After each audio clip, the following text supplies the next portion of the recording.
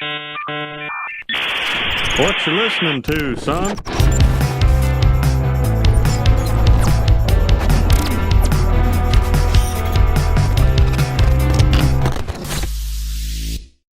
Should not have spent that fucking much on a goddamn chicken sandwich combo. That is ridiculous. Fuck, dude. I'm gonna need a cigarette for this shit. A few weeks ago, when you guys did the Steven Crowder bits on the rape denial and everything, that was such an upsetting, just that whole thing. And I got upset seeing you upset as well. And I'm a new father, and so that stuff just affects me probably more than it used to. But I heard a really interesting interview on Katie Halper's show. Not related to the Steven Crowder thing. I think it was Useful Idiots with her and Aaron Latte, and it was an interesting kind of take on Ukraine, and I don't really want to get into the Ukraine thing. I know you guys have been fielding a lot of questions on that, but mostly it was just kind of like, it's hard for me as a guy who, is not a full-time, I'm going to follow politics, Right. I think like most people, it's hard for me sometimes to keep track of who are the good faith operators in the left space. I mean, I guess got really more sort of into this with Bernie Sanders' campaign in 2016, and Katie Halper was kind of like my entry point into a lot of that stuff, and then went on to Chapo Trap House and TYT. I dabbled with Jimmy Dore briefly. I got out before he seemed to go in a unique direction. But I mean, I used to think that, Glenn Greenwald was like a good faith guy. Same. But, he seems like quite strange. And it's just, I mean, I like y'all's show quite a bit. I try to listen every day when I can, but it's just kind of hard to keep track, afterwards I find myself having to go, okay, let me Wikipedia this person who was interviewed to see, are they crazy? I mean, it's a weird phenomenon, and I don't know if you guys just have kind of a take on the mediascape. It's not like Sure. Well, let me just say this. Or hot gossip. It's just weird. Let me just say this about Katie Halper. We support her 100% in the in what the Hill has done in terms of retaliating against her because of her stance on Israeli apartheid. So and it's honestly, to give credit where credit's due to Breonna Joy. I'm gonna be completely honest. I don't really know anything involving Katie Halper and her take on Israeli apartheid. I saw the headline on another video. I was going to cover it just to kind of learn what was going on, but I ran out of time and there were other segments I wanted to do. So I kind of exited that out, but I don't really know anything about it, I guess. But as far as the point of this segment goes, I'm sure it's negligible, really. And it's honestly, to give credit where credit's due to Breonna Joy Gray's testimony to that effect about on Rising afterwards was actually pretty affecting. Okay. And I think very, very. I was impressed that she did something. I didn't see this because I have her muted. I understand, but after it happened, she had a segment on Rising where she critiqued the Hill for making that choice, and that made her almost skeptical about her position on the show as well because of how she shares those opinions with Katie as well. So honestly, I shout out to her for doing that. Yeah. So I mean, look, the thing about I hate to kind of be so self-congratulatory, but I think that this show is kind of the perfect way to keep track of those kind of people, because we don't hesitate to call people out if they're not being honest. I think Sam was so ahead of the game on Jimmy Dore, and we were also right about Force the Vote. And so I know it's difficult to keep track, but honestly, if you have this show as a good part of your media diet, you're going to be able to snuff that out for yourself. So, I that's kind of my only solution I can give for you. And once you have that knowledge base built up, you get a gut sense of what people are saying if it's passing the smell test. Yeah, and I would just like to say this too on top of that before we get further into it. As vague as this gonna sound, I feel like it's really not that complicated, okay? It's really not, okay? There are really two ingredients to having good, or at least decent, internet and or media literacy, right? An understanding that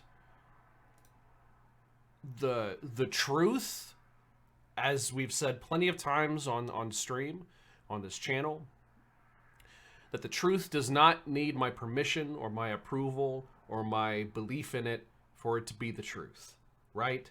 My belief and the truth itself are not always going to be synonymous, okay? And so the understanding of that should point me in the direction of the other, almost like a vicious cycle kind of way, but without the viciousness. Point me in the direction as it also comes from the other ingredient of good media literacy, which is fucking humility, dude. Understanding that you can get shit wrong. It's okay to be wrong. It's okay to admit when you are wrong. Plenty of times here, I would say something. My chat would be like, no. And I'd be like, oh? And they would point something out that makes it go, oh, I guess I was wrong on that.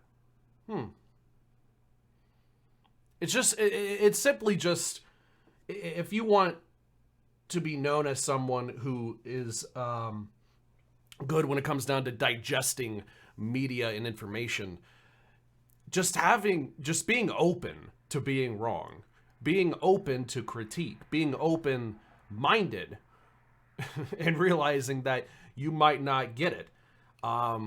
No, literally, quite literally, you know, there have been times where you guys have to be like, hey, fuck you, Gray, you're stupid. And like, how am I stupid? What? And like, there might be some back and forth. There might be a little bit of bruised ego. But recognizing that it's just my ego that's bruised, and not that you guys are ops and you guys are fed posting and no. Google this shit, you know, fact check yourself real quick, and if you're wrong, you're wrong. Whatever. People are the problem is people are way too fucking egotistical when it comes down to their political alignment. Leftists, rightoids, fucking centric, it doesn't matter. It doesn't matter. All of us are egocentric as fuck. I don't care who you are. If you say you're not, you're probably lying. Everyone is. No one is without bias. No one was without an ego in this. The difference is recognizing that and trying your damnedest to work against it. That's it. That's it. Majority of reporters are not afraid to review their talking points and correct things in real time, which I have also seen. Absolutely. Absolutely. People like Jimmy Dore, on the other hand, and Aaron Mate, Infrared Haas, Jackson Hinkle, these types, nah. If you even suggest, let alone prove that they're wrong on something, good luck. Good luck. You're getting thrown into the fucking snake pit. That's how it is with all these motherfuckers, dude. I think it's important to, even with people we disagree with or people that we have scrutinized before, and I understand, you know, from chat and from, you know, IMs and things like that, that I understand that there is scrutiny and criticism to be made for Halper and for Bree in certain situations. But I also think it's important to give credit where credit is due when something, regardless of context or regardless of that person's priors, is a good move and a good show of solidarity. I think it's still okay to do that regardless of their previous output. And Ben, you seem like you seem like you know, so trust yourself and your like political understanding. But we're gonna jump if that's all right. Thanks, I appreciate that. You guys take care. Left is best. Left is best. Ben. Thanks so much. Jimmy Dore was trending recently. Let's get a little bit more context on Jimmy Dore real quick before we get into the specifics. Some old clips were popping up on my feed of Jimmy talking about Tulsi, et cetera, and then just kind of seeing like this whole little Jimmy Dore sphere and their world around them kind of like crystallize, and seeing how this is turning out has just been fascinating. And I will admit that I kind of got to know a lot of this independent, quote, independent creator space, maybe around like Force the Vote time. And I was more of like a researcher, but I ended up meeting a lot of the people like in that sphere. I never met Jimmy or anything like that. But just, it was interesting to kind of learn, like completely clueless about like who these people are and how they operate, and really just seeing like what has come of it. I mean, I criticized JD back when, that whole thing with Anna happened. So I was like completely ostracized from that crowd since. I was even told like, if you criticize him, it's kind of like biting the hand that feeds you. So I kind of realized like I needed to exit. But my long-winded story short is that I really appreciate the show and the analysis. And if anything, I'm just angry I was way late to kind of understanding this realm. So thank you. I don't know if you've ever seen the exchange I had with Jimmy in 2016. I did. Keep threatening to recut that too, because one of the things that's unclear when you watch it is that I had invited Jimmy on. I had emailed him the night before, and I said, "Look, I'm going to take some issue with," and that was the show that he had basically said that Peter Thiel, what difference does it make if he's on the Supreme Court? Right. And I'd emailed him, and he said, "No, I can't make it. Go to town." And apparently he was listening from his car to the show, and when he heard me start to talk about him, he called in. And maybe we got to recut that so that we can sort of like examine that. But I'm interested in what you said about the hand that feeds you, because this is, like this, and I don't know, I don't want to get, I do a little bit of navel gazing on the show, but I one of the things that I am not good at doing, both dispositionally, but also, I've probably adopted as a principle just to justify my antisocial behavior. But I don't do much of the like reciprocal guesting on shows. It would just be a sort of like revolving circle jerk. Ben Shapiro would show up on Rubin's show. Rubin would show up on Shapiro's show. The Weinstein brothers would show up on Rubin's show. He would show up on their show. Sam Harris would go on their show, et cetera, et cetera. You'd see it on the, in the more like Daily Wire stuff, they'd all get together. And what would happen is, the reason why this builds an audience is because you as an audience member, you keep circling around. And not only that, you think that you're hearing different opinions, but they are all basically an extension of each other.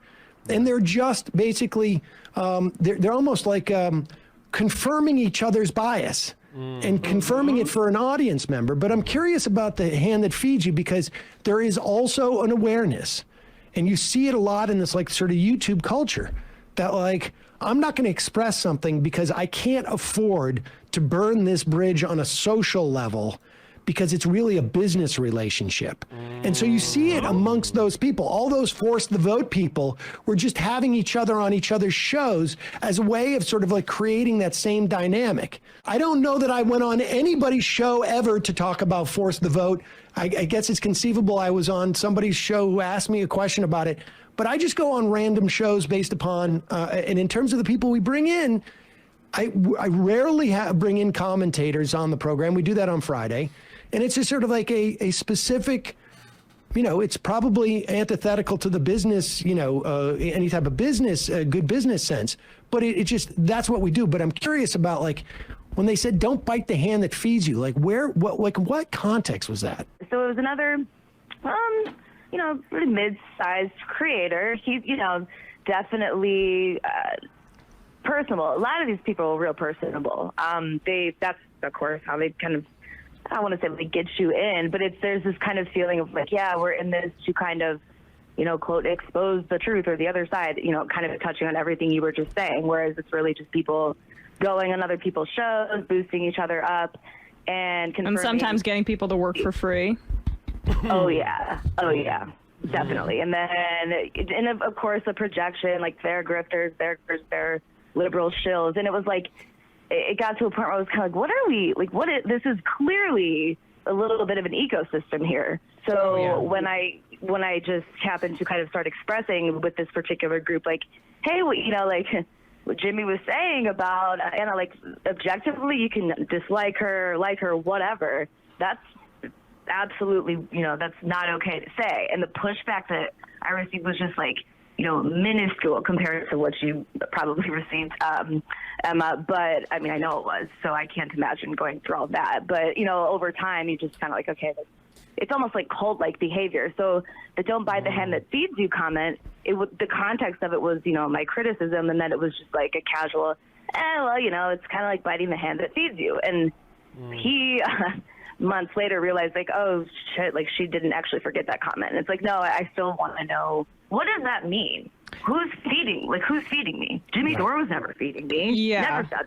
Well, ever. Well, Jordan, I am curious too because the thing that tipped me off when I was getting started, and I was probably in not the same position as you, but I started as an intern making very little money, and then I was a contractor for a long period of time, and so I was precarious and much at the whims of, like, I think, my boss at the time.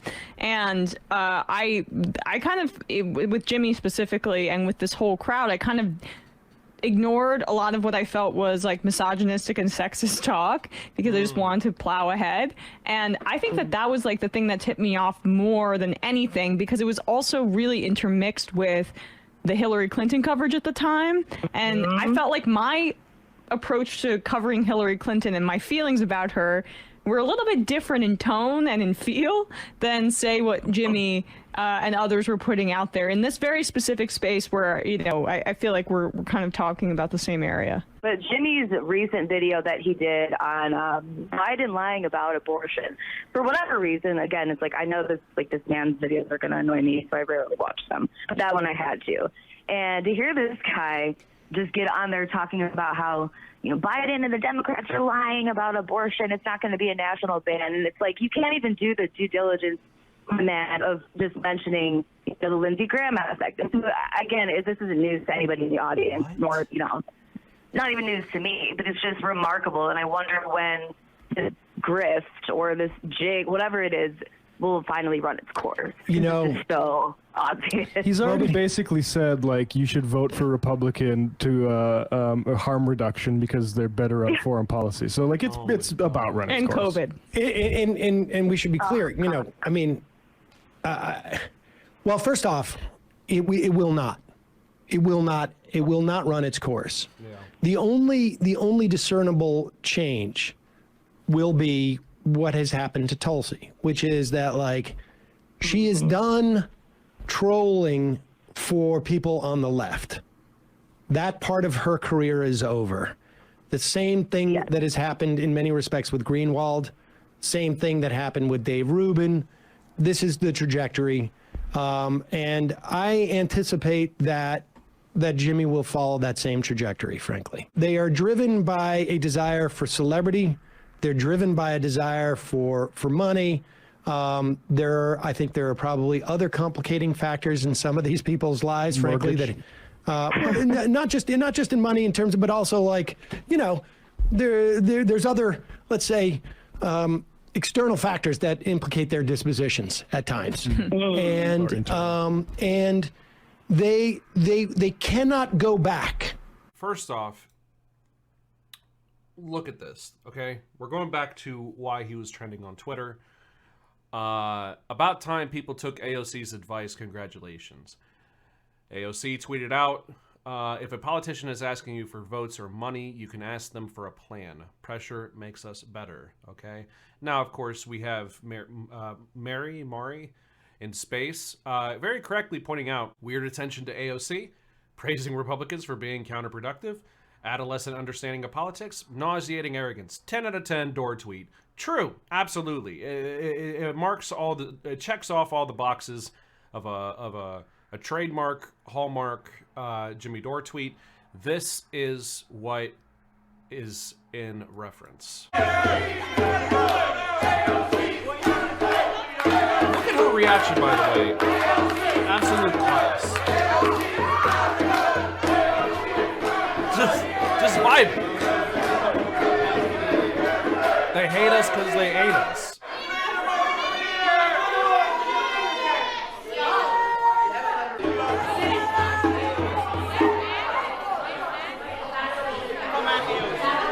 Very classy. Thank you, sir.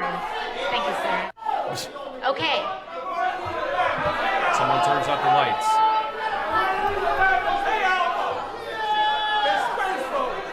We love you, AOC. Thank you.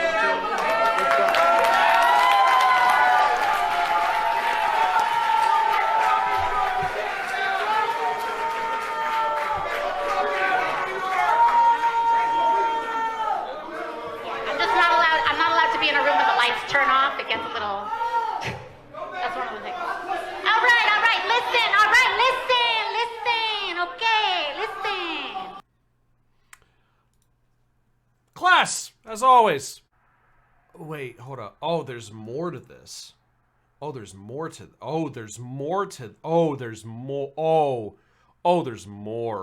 Oh, God. Okay. Oh, boy. Yeah, you have to live on the street.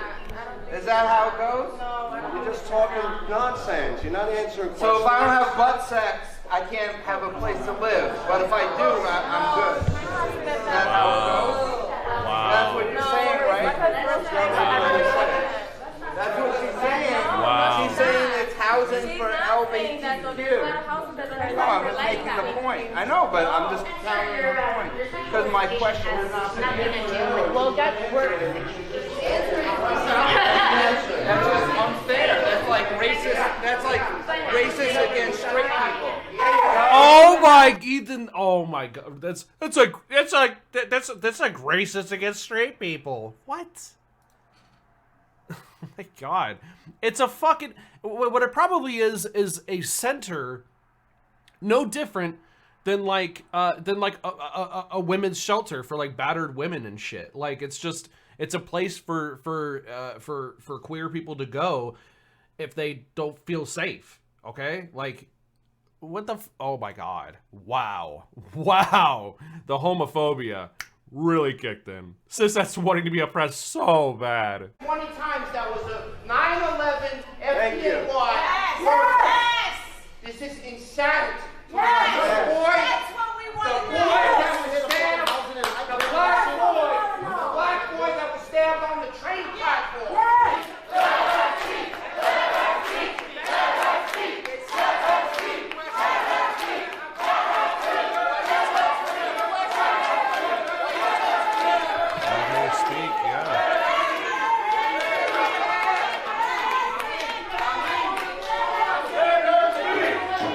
You could tell too, dude, that like she is so over it, bro. She is so, and she knows where it comes from.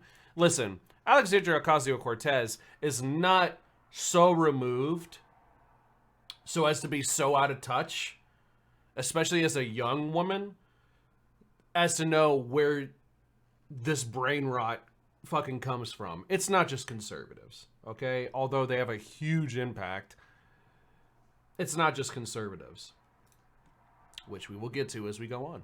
Ma'am, you're saying ask us why. Y'all been talking for 20 minutes, okay?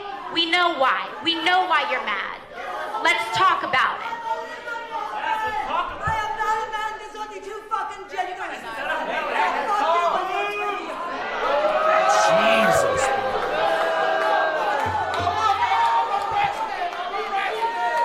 What?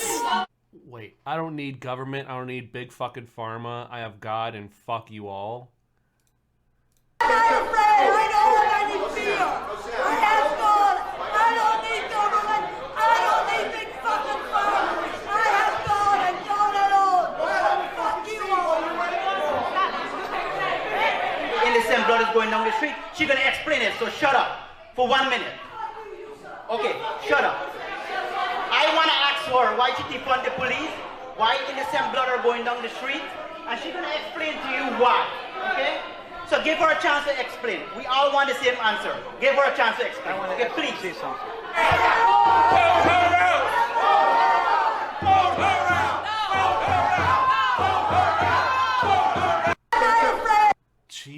Christ, what the fuck, bro? Vote her out! Vote her out! Vote her out! Vote her out! Vote her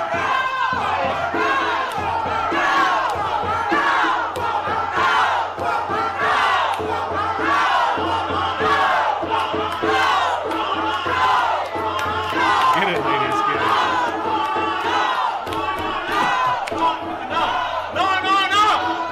No. AOC!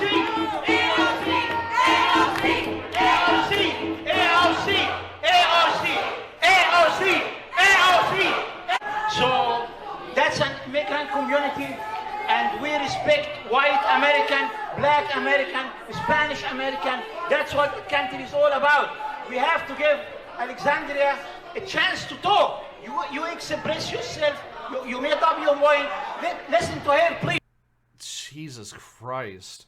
We are witnessing mental illness. Right! Oh my god. Probably all low IQ chuds that aren't even from her district for a psyop. Oh my god, that could be. We brought in psychologists, all of us. You know what we found?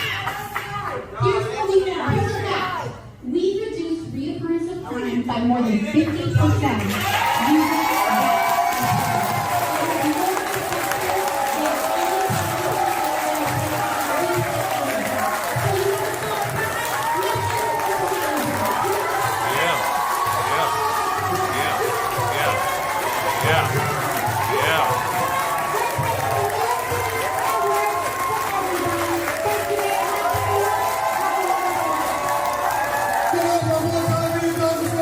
Done with their shit, bro. She was done with their shit, bro. And I don't fucking blame her. She was done with their shit. Ayo. AOC and her radical leftist comrades promote defunding our police. AOC wants to slash police. Stereotypically New York. AOC wants to slash the police budget, okay? AOC, let me tell you something about AOC real quick, okay? I'm about to... AOC, okay? Listen, she is actually she's actually a pretty good person, for real. I mean, she's actually, good lady fella, for real. I mean, if I could just be real with you for a second, kind of pork champ. I gotta say, pretty fucking pork champ, okay?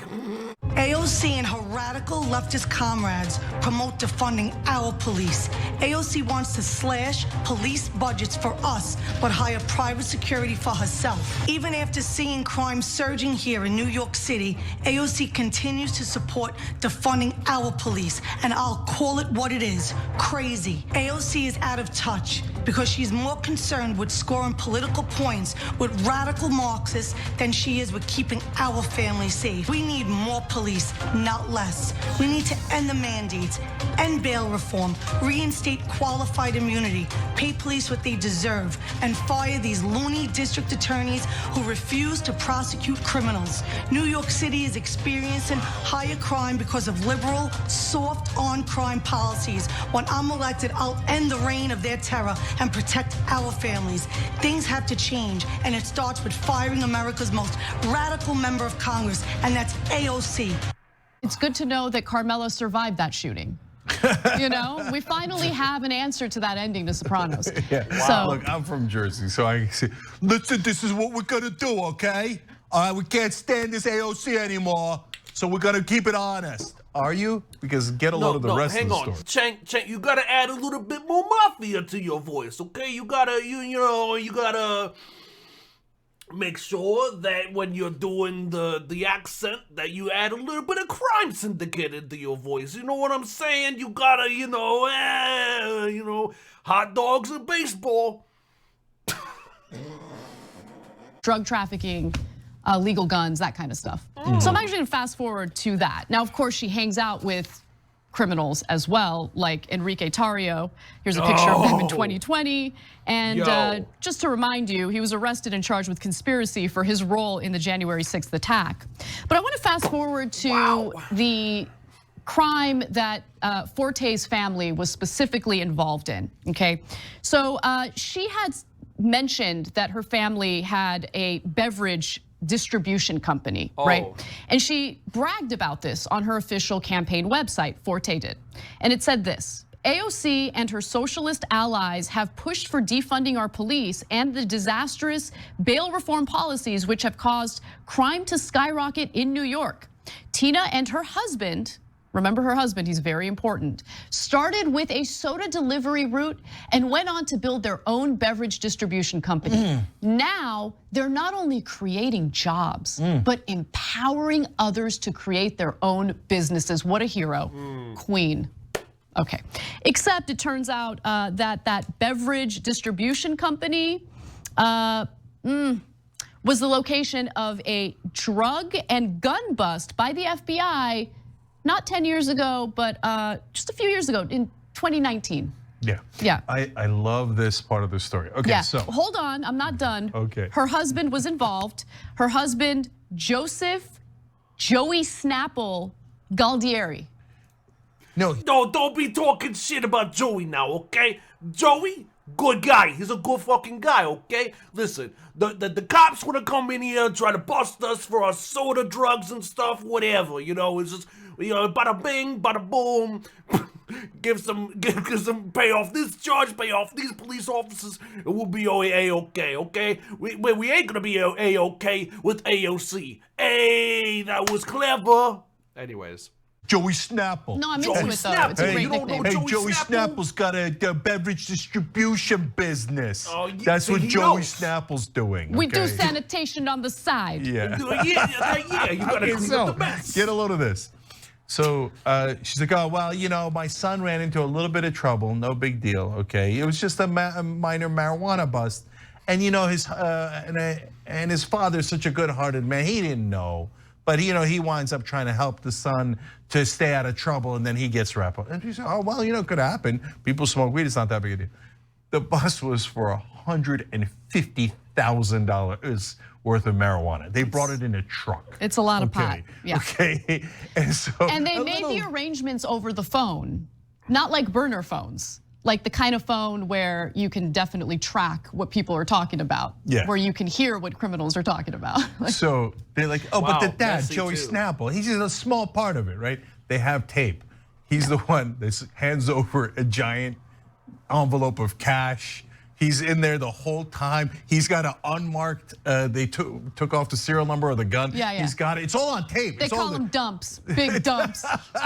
Hey, don't be making fun of the dumps now, okay? Sometimes you have a little bit too big of a deli sandwich from Capacio's off of 3rd and Findlay, and next thing you know, you gotta take a dump. It just happens. It's a fat fucking sandwich, okay? Okay, anyways, we're derailing way too far off of the subject. We gotta stop this derailing stuff. This is some Jimmy Dore shit, okay? About time someone confronted these pro-war frauds. This should be happening every day to everyone who votes for more war. I bet she claims she's a victim of word violence now. You like Tulsi, bro, who just left the Democratic Party to be a Republican. Hosted the Tucker Carlson show. Jimmy Dore, hey Jimmy's got an explanation for it, okay? I'm just... Congresswoman, none of this matters unless there's a nuclear war, which you voted to send arms and weapons to Ukraine. Tulsi Gabbard, she's left the Democratic Party because they're a bunch of war hawks. Okay? You originally voted, you ran as an outsider, yet you've been voting to start this war in Ukraine. You're voting to start a thermonuclear war with Russia and China. Why are you playing with the lives of American citizens? You're playing with our lives. There will be no neighbors if there's a nuclear bomb. You voted to mobilize and send money to Ukrainian Nazis. You're a coward. You're a progressive socialist. Where are you against the war mobilization? He's telling the right truth. You have done nothing. Tulsi Gabbard has shown guts where you've shown cowardice. I believed in you, and you became the very thing you sought to fight against. That's what you've become. You are the establishment, and you are the reason why everybody will end up in a nuclear war unless you choose to stand up right now and denounce the Democratic Party. Will you do that? Yes or no? Okay? Simple. Are you going to stop nuclear war? Are you going to stop nuclear war? Hey guys, listen. I know we can handle the big issues later, but like, are you going to stop nuclear war? I know you've got a bunch of things that you can do something about, but what about the things you can't? Nuclear war, for instance, that like you're not directly like funding or aiding or abetting or anything like that.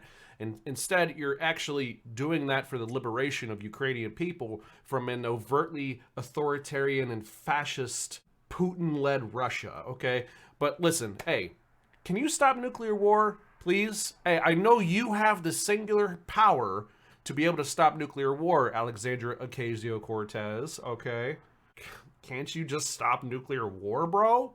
Hey, what's up? Joey Greyecraft here, Greyecraft's cousin, okay? I got some news for you, okay? This is a dumb fuck question, okay? It's pretty fucking stupid, okay? And this type of question, me and the boys heard this type of stupid ass shit. We make this question swim with the fishes, you know what I'm saying? We put it in a little aquarium. Are you going to stop nuclear war? Yes or no? There is no line, because this is bullshit. None of this matters if we're all dead. None of it. You know that. Then let's take it up right now, because this is the only thing that matters. This is the only thing that matters right now. We could be in a nuclear war at any minute, and you continue to fund it. That's what's going on. Why not right now? You're the liar here. Nobody has held you accountable. That's what's happening. And it is time for you to stand up and realize that what you've been saying has been lies. Let your conscience come through for once. Wow. It's fair to say that the type of rhetoric that those individuals consumed to be able to be convinced of those of that rhetoric, to be able to ask about what that rhetoric was about, is probably from the same types of people as the person who retweeted this, okay? It's pretty fair to assume that, all right? Because and on top of that, dude, okay, we got Greyecraft, Jimmy Dore fans sending their best. Today I learned that Jimmy Dore was dropping tactical N-words long before Vaush. I love Jimmy Dore. Base tactical slurs should be used against Latinos next time. Wow. Let's actually hear it from the horse's mouth real quick, okay? Honorary cultist Incarino here. I am begging you shitlibs to put at least 10% of the energy you put into smearing people to the left of you. Wow. Into organizing along class lines. We've reached bottom of the barrel scraping here. Good for him. Who cares? Who cares? Who cares? Who cares, guys? Who really gives a shit about somebody using the N-word, okay? You know, there's just something about when people use the N-word that's just not a big deal. It's not like got like 400 plus years of like negative connotations in a racial kind of way used against the very marginalized and minoritized fucking people that have been oppressed for that long. It's just an N-word. Who cares? It's just an N-word, guys. It's just, come on now. Joey, have my back here. It's ridiculous. It's ridiculous, dude. And you could probably go onto his page and like hear it yourself. I'm not gonna put it up. I'm not gonna try to get banned. Mind you, that Jimmy Dore was a big supporter of Tulsi, okay? Big Tulsi stan, okay? We got chaotic leftist Jacqueline here, saying Tulsi Gabbard is more anti-war than AOC. Dumb fuck Jimmy Dore fans say. Here's the warmongering candidate U.S. Army Psychological Operations Officer Tulsi Gabbard is endorsing. Speaking on pro-war Fox News about going after China and getting more combat help into Ukraine, which he specifies meaning special operations troop in the CIA, meaning boots on the ground, okay? This is the person that Tulsi Gabbard endorsed. Tulsi Gabbard being someone that Jimmy Dore endorses. What boggles my mind, Steve, is the fact that we haven't gone all in on this already.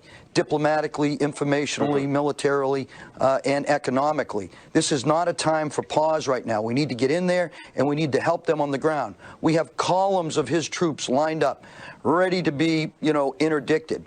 And we need to give that kind of help to the Ukrainians. But we're just sitting back and we're not doing anything, and we're just saying, oh, everything is on the table. Well, now's the time. Putin is a global threat. He is an enemy to the world, and that's what we have to start telling people he is. And we can't take any pressure off China either. We got to go after China because they're in this with them, and we don't want them going into Taiwan. So this is huge. Minus the Taiwan bit. Didn't China basically say, I mean, it took them until Ukraine started winning to denounce them, but didn't they denounce Russia not too long ago? Like, hey, this is totally out of, like, self-interest and what benefits us or not, and obviously this doesn't benefit us because Russia is not winning. So, Russia, go fuck yourself. My name is China, by the way. Fuck you, Russia. Just, what are you doing? What are you doing here, okay? I'm Mafia China. China. They don't fuck with Russia anymore because they're obviously losing ground in Ukraine. They are losing to Ukraine.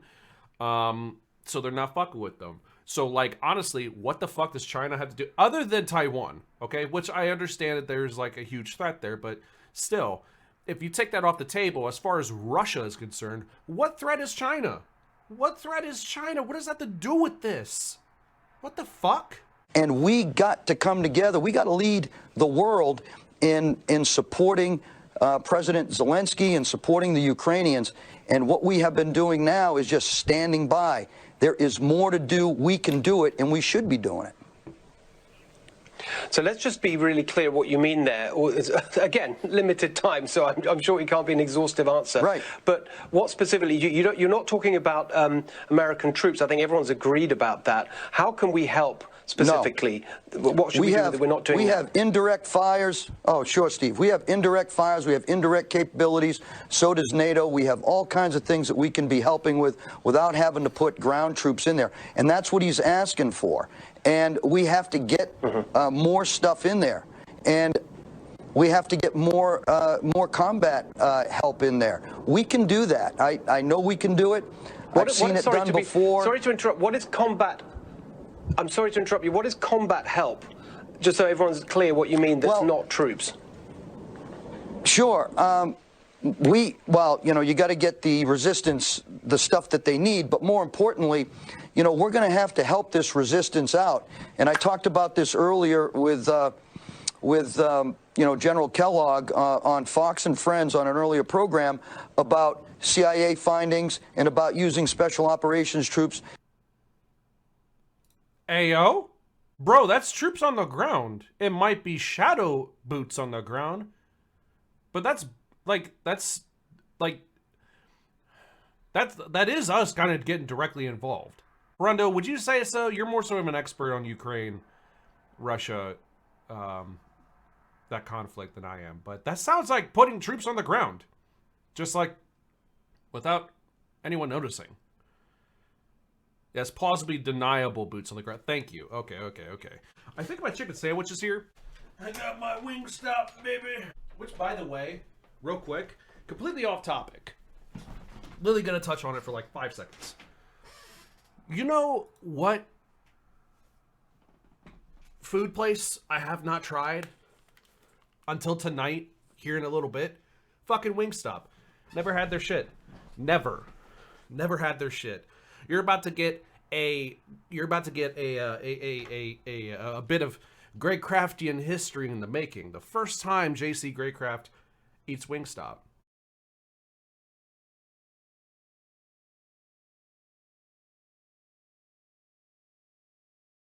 Bro, how? Okay, dude, I didn't know there was a fucking WingStop in my... I thought it was a West Coast thing. I've heard of WingStop. I've heard that they're great. But I thought it was a West Coast thing. My girlfriend was over the other day. We were watching some YouTube videos, and there was just... there was literally like 8 WingStop ads. Like, bam, bam, bam, one after another.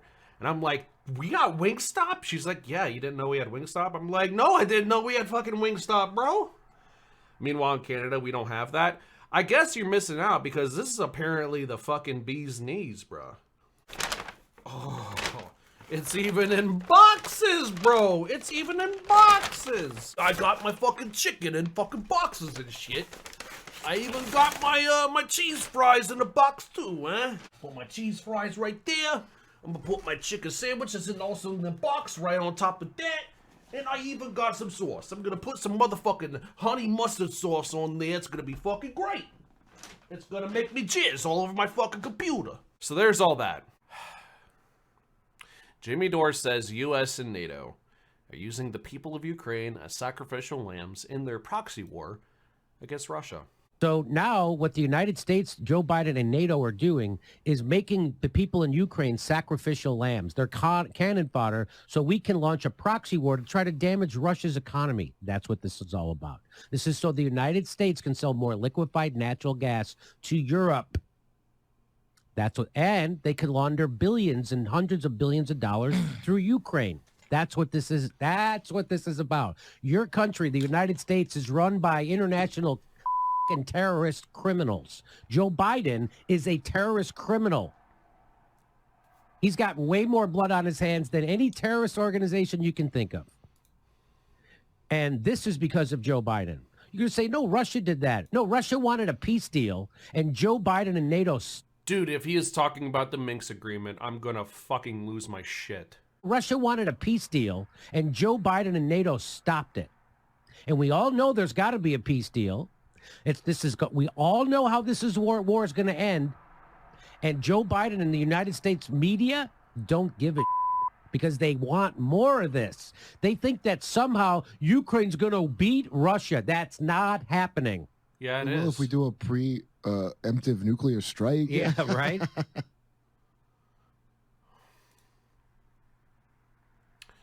Russia never wanted peace. Yeah, I know. It's so brain empty. Two head, one head. Russia does not want peace. We tried to talk to them in early Feb. They declined. Right. Then why does Russia keep breaking every agreement and not agreeing to any talks? Exactly. Thank you. Hold up. Correct me if I'm wrong. You guys might know more than I do. Okay.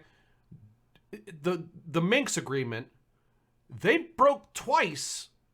And they wrote the Minsk agreement? Am I correct in that? Let me know if I'm wrong there. Let me know if I got my shit mixed up. These motherfuckers seem to think that diplomacy is a one-way street. Russia never implemented anything in the Minsk agreements twice. Oh, okay. That's almost worse. I want to remind everyone, as we have done, we've gone over this little tidbit of information twice on this channel. The Serena Shim Award for Uncompromised Integrity in Journalism is named in memory of a Lebanese-American journalist who died in a car crash while working for Iran's Press TV in 2014. The purpose of the award, according to its website, is to honor non-mainstream journalists who tell challenging truths and to help them financially in an environment that penalizes them for their clarity of vision and willingness to expose the powerful. Winners of the award get a substantial cash prize.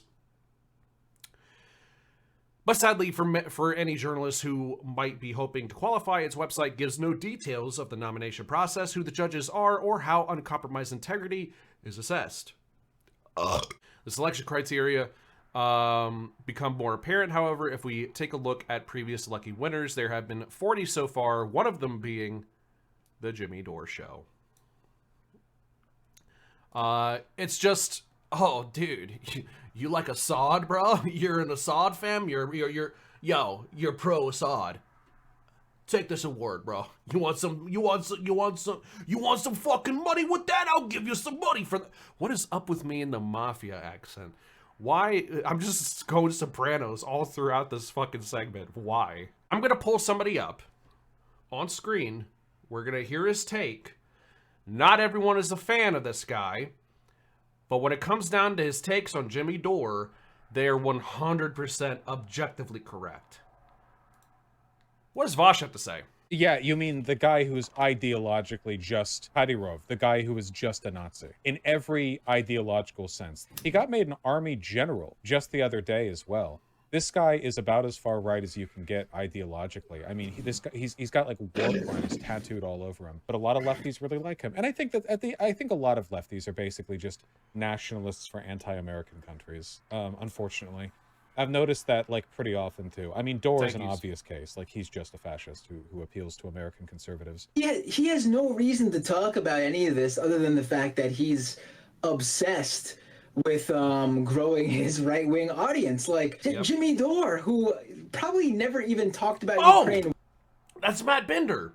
Oh, you said and Matt, and I'm like, who the fuck is Matt? Matt Bender. That's right. Oh yeah, he sent his kids into a war zone and filmed them shooting a grenade launcher or some shit. Wait, who did? Kradyov? Kradyov? Kradyov. Kradyov. Kradyov. Crazy off. Crazy and off. Yep, okay. Wasn't there a video that was filmed today with his kids bringing back POWs? Who the fuck are we talking? Who is this person? Who is this person? Oh! Oh, this motherfucker. Oh, the dude who literally looks like every fucking, every redneck American that lives in a trailer park and works on motorcycles for a living. Yeah, this guy. Yeah. Kadyrov. Yeah, this dude's literally a fucking Nazi.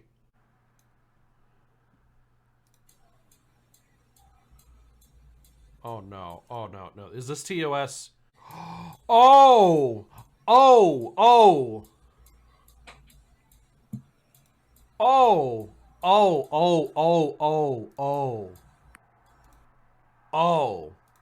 Oh, that's what that is. It's guys, it's a cow. You remember that show Cow and Chicken? You remember that old show on Cartoon Network that now probably doesn't exist anymore because they got bought out or some shit? Yeah, that's a cow and a chicken mixed together. The tail is the cow's head. That's a chicken. It's not anything else. It's not.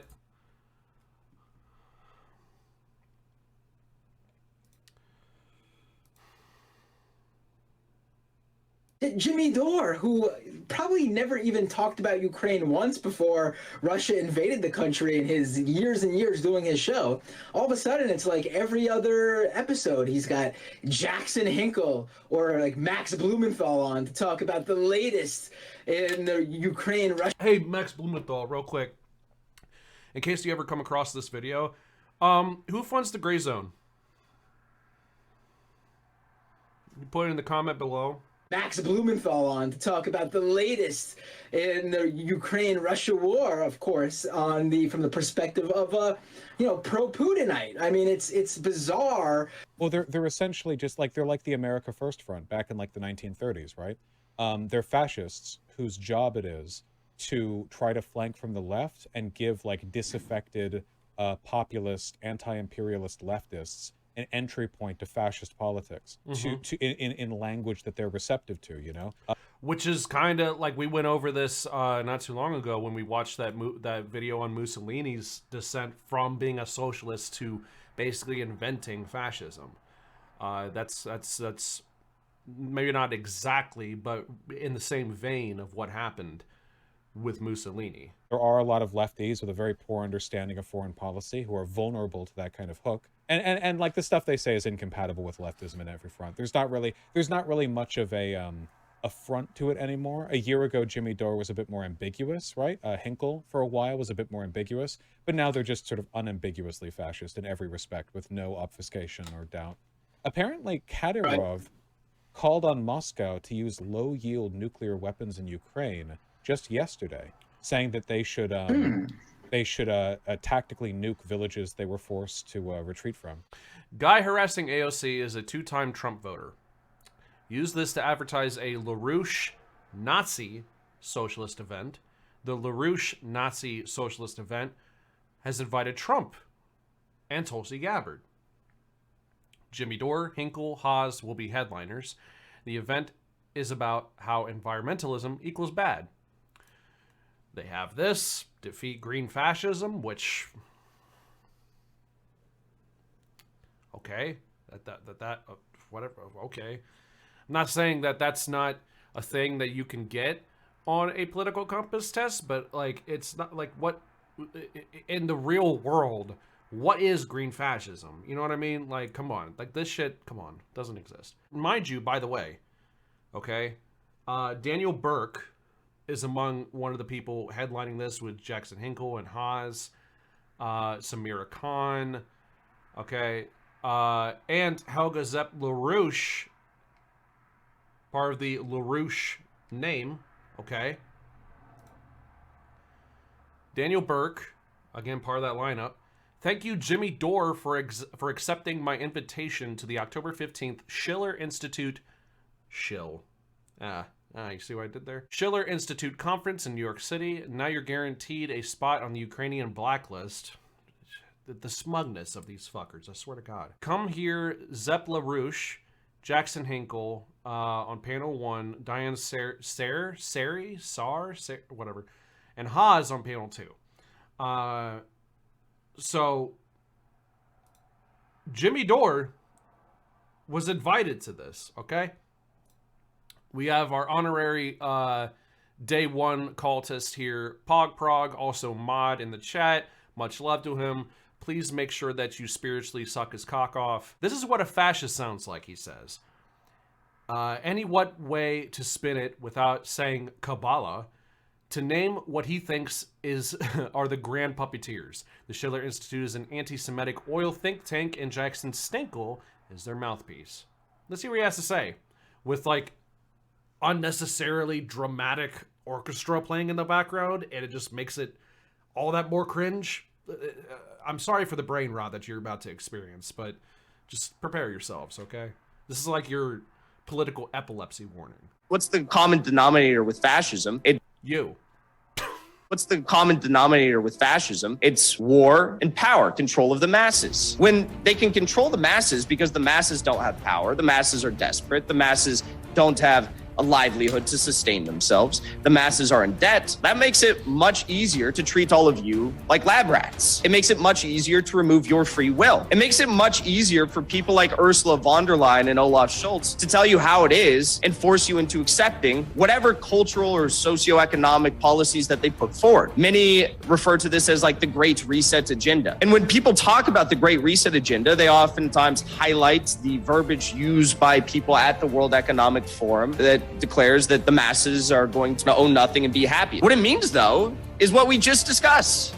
They're going to govern all of you by debt. Why do you think they're going after the farmers all across Europe right now? They've told these farmers for years, increase your cattle production, increase your livestock production. What that means for the farmers is they have to buy more fixed assets every year to produce more and more. And then this year, they go back to all those Dutch farmers and they tell them, well, we have a nitrogen issue and you actually have to cut your nitrogen production by half. Well, that leaves all these farmers with fixed assets that they still have to pay off, but they can't do so because of the fact that they are in debt and they can't produce anything to make money. My prediction is that when this winter hits, the ramifications of these policies begin to impact average people across Europe, Germany, France, the UK in particular, Sweden probably as well. People are going to riot in the streets. People are going to lose their minds. That's already happening. There's massive protests all throughout. You have tens of thousands of people that are getting on the streets and saying, freeze the energy prices, don't freeze us. And they're going to respond in kind with state-sanctioned violence. I'm hopeful. I don't know about you guys. I'm hopeful. And I think that together,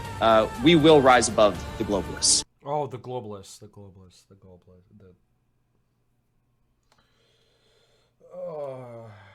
First of all, yes, you're all correct. He's just Ben Shapiroing.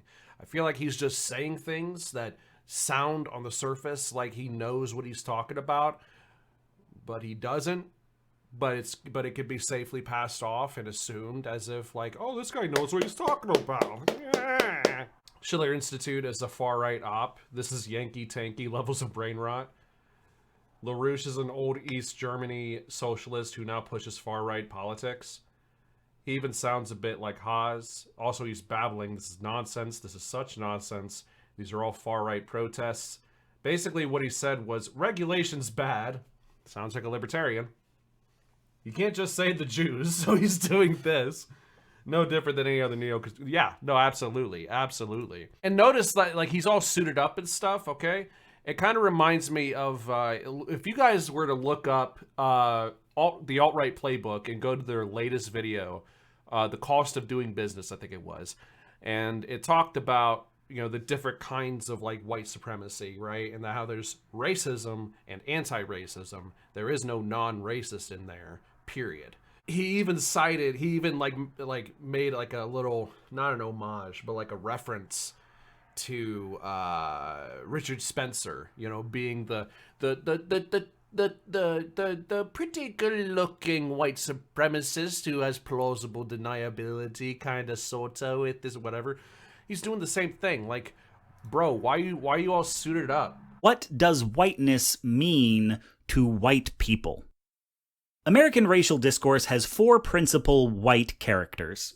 On the far right end, you've got the guy white people picture when they hear the word racist. Your Klansman, your neo-Nazi, your suit and tie ethno-nationalist. This guy knows he's a racist, and he's proud of it. Next to the white supremacist, you've got the white collaborator. The politician, public figure, or businessman who does not agree with the white supremacist on paper, but will seek out their votes, attention, or money. Next to the collaborator, you've got the white moderate, people who ostensibly believe in racial justice as an end goal and are somewhat committed to bringing it about, but only with the cooperation of the white collaborator. It wouldn't be fair to do it without their consent, you see, and thus the white moderate spends a lot less time opposing collaborators than appealing to their better natures. They tend to operate on behalf of people of color rather than with them. Plainly put, the cost of doing business maneuver is this group using this group to attack this group, using people of color as their weapon of choice. It is white supremacy in the form of 3 groups of white people fighting amongst themselves. Finally, on the far opposite end, you have the honest-to-goodness anti-racist, where the racist will support white supremacy, the collaborator uphold white supremacy, and the moderate seek to reform white supremacy. Only the anti-racist is trying to get rid of it. And even they are not free from racial bias. And if you tell one of them, you are not free from racial bias, it's not guaranteed they will react well. It's just, if you're trying to fight white supremacy, they're the white folks you have the best odds with. Now, this little chorus line is not how white people typically frame the situation. We usually think of racism as a binary. There are racists, and there are non-racists. In that framing, the provocateur is someone whose allegiance we get to debate. He willingly sacrifices people of color, but without personally hating them. Does that count as #racism? This debate lasts approximately the rest of your goddamn life, which should be evidence enough that the frame is wanting. In today's framing, there are several shades of racism, and there is anti-racism. There is no non. Now, before we map the choreography of how these 4 types interact, first, a quick note on how most white people think about whiteness. Short answer, whenever possible, they prefer not to. Going again from right to left, this is where we find the titular alt-right. What's novel about the suit and tie ethno-nationalist is how they break from the iconography of racism. Their goal, like that of many racist people, is to attack and oppress people of color, but in such a way that the white establishment lets them get away with it. The average white person's shorthand for a racist is still primarily the Klansman and the neo-Nazi, respectively a rural working-class white nationalism and an urban working-class white nationalism. The alt-right is the gentrification of white nationalism. Their pocket squares and MBAs and $90 haircuts short out the white moderate's brain because they still associate white supremacy with white trash. The alt-right bridges the gap between white nationalism and the rest of white culture using class signifiers to gain access to the political and social capital of the more mainstream collaborator, and getting the moderate to treat them not as someone to be ignored, but someone to bargain with in good faith.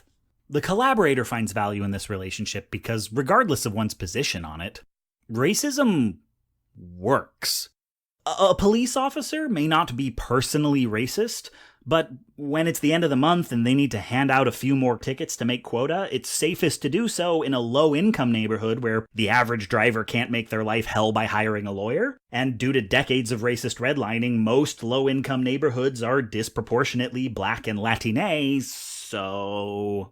And a prison warden may not be personally racist, but white people are approved by jury selection more often than people who think the justice system itself is racist, so black and Latine people are the easiest to jail, and private prisons get more funding when they're full, so... And a conservative politician may not be personally racist, but black and Latine people predominantly vote Democrat, and since they're disproportionately imprisoned, if the politician denies convicts the right to vote, they're more likely to get reelected, so... I don't know whether the labor unions and their bosses really hate me. That doesn't matter, but I know I'm not in their unions. I don't know if the real estate lobby has anything against black people, but I know the real estate lobbies keep me in the ghetto.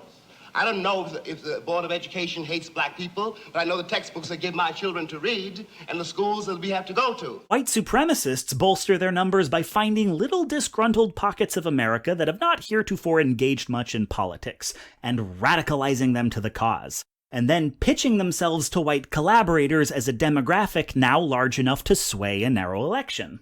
Fascism begins by stealing targets from the left. They focus on elites, corrupt businessmen, weak-willed politicians, subtly shifting focus away from leftist critique of systems to types of people. American Marxism and communism is going to be based on a rich history of labor struggles within the United States. And we do have that. You know, the globalists and the liberals, the globalists and the liberals are trying to erase that rich history of labor struggles from within our own borders. But we need to actually unite behind that, learn that history, and recognize that we have to take power in our own hands. You know, communists today in America don't support the eradication of, say, private property. Communists today in America don't support the eradication of, say, private property. Communists today in America don't support the eradication of, say, private property.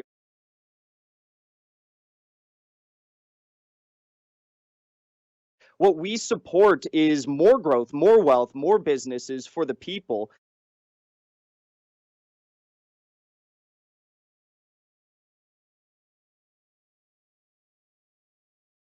Until we reach a point where we have, you know, economic prosperity for all. So, you know, again, the word communism has been so muddied by liberals today and by people like George Soros, because what they don't want is communists, left-wing populists, right-wing populists uniting on common issues to fight back against the deep state. And that's why MagaCommunism has been trending on Twitter for like a week now. It's absolutely insane. Jackson Hinkle can't just say Jews, or else his pseudo-populism will not infect normies. So he massages the conservative ego with nationalist-adjacent, right-leaning, populist code words that will get them riled up and radicalized. Code words like the liberals, the globalist, and this is crucial, George Soros, who is Jewish. See, this is how Nazis of today get away with recycling World War II anti-Semitic propaganda. Plausible deniability. Race, gender, ethnicity, religious background. The bigotry is localized to the region's existing prejudices. In Nazi Germany, it was Jews, Jehovah's Witnesses, Roma, Slavs, black people, queer people, and people with disabilities. In fascist Italy, it was Slovenes, until Mussolini invaded Libya and Ethiopia, and so demonized their citizens as well.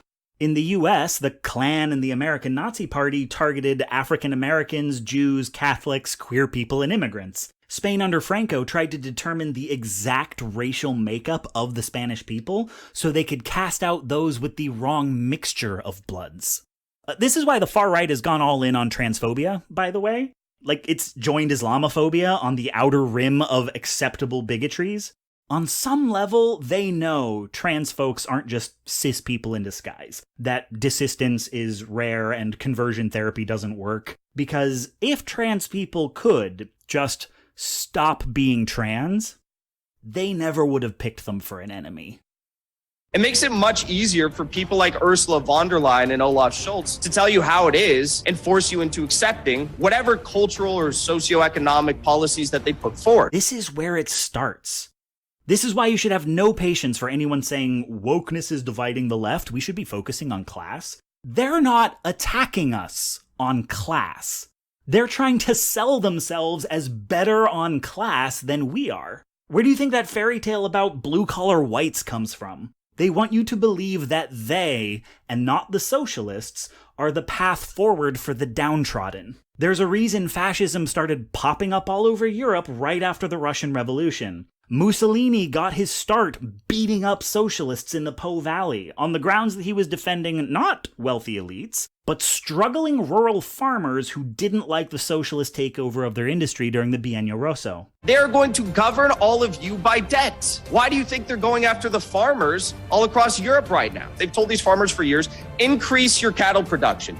Increase your livestock production. What that means for the farmers is they have to buy more fixed assets every year to produce more and more. And then this year, they go back to all those Dutch farmers and they tell them, well, we have a nitrogen issue and you actually have to cut your nitrogen production by half. Well, that leaves all these farmers with fixed assets that they still have to pay off, but they can't do so because of the fact that they are in debt and they can't produce anything to make money. My prediction is that when this winter hits, the ramifications of these policies begin to impact average people across Europe, Germany, France, the UK in particular, Sweden probably as well. People are going to riot in the streets. The fascist goal is to harness and redirect class resentment towards a scapegoat.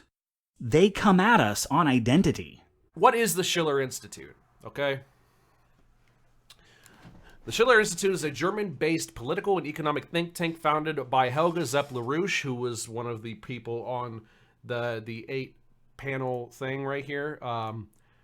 Yeah, there she is right there. Founded by her, with stated members in 50 countries. It is among the principal organizations of the LaRouche movement. We'll get to that in a second. The Institute's stated aim is to apply the ideas of the poet and philosopher Friedrich Schiller to what it calls the contemporary world crisis. Their constitution, adopted in 1984, oh wow, it's literally 1984, rails against international financial institutions and other supranational bodies without naming any for causing a state of tyranny in the world, especially amongst developing nations. The website of the Schiller Institute includes transcripts of conferences that the Institute has sponsored throughout North and South America, Europe, Asia, Africa, and Australia, to promote the idea of what it calls peace through development. The discussion at these conferences centers around LaRouche's proposals for infrastructure projects such as the Eurasian Land Bridge and the Oasis Plan, a Middle East peace agreement based on Arab-Israeli collaboration on major water projects, as well as proposals for debt relief and a sweeping reorganization of the world monetary system.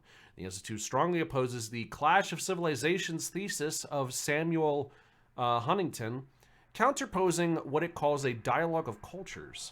They evince support for Donald Trump, who they claim is being ousted in a seditious coup, as well as the Chinese leader Xi Jinping and the new Silk Road and Belt and Road initiatives, which they see as a shared, mutually beneficial and balanced development. Allegations of anti-Semitism arose in 2003 following the death of Jeremiah Duggan, which we will get to in a second, a student who's been attending their conference in Germany.